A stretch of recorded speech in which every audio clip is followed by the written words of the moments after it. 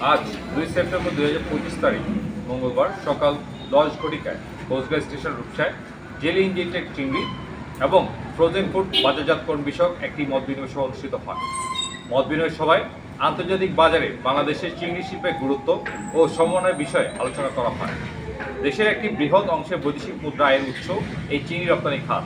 তবে কিছু অসাধু ব্যবসায়ী অধিক মুনাফার আশায় চিংড়িতে জেলি ইনজেক্টেড করে আসছে, যা দেশের ভাবমূর্তি মারাত্মকভাবে ক্ষুণ্ণ করে সহ আন্তর্জাতিক রপ্তানি শিল্পের জন্য হুমকি স্বরূপ।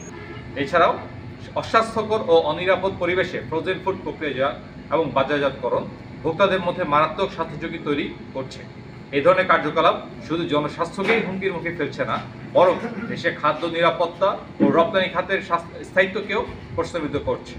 উক্ত মতবিনিময় সভায় উপস্থিত ছিলেন চিংড়ি বণিক সমিতি রূপসা ও খুলনা ফ্রোজেন ফুড অ্যাসোসিয়েশন, মৎস্য অধিদপ্তর, পুলিশ, নৌ পুলিশ, বন বিভাগ এবং স্থানীয় জনগণ।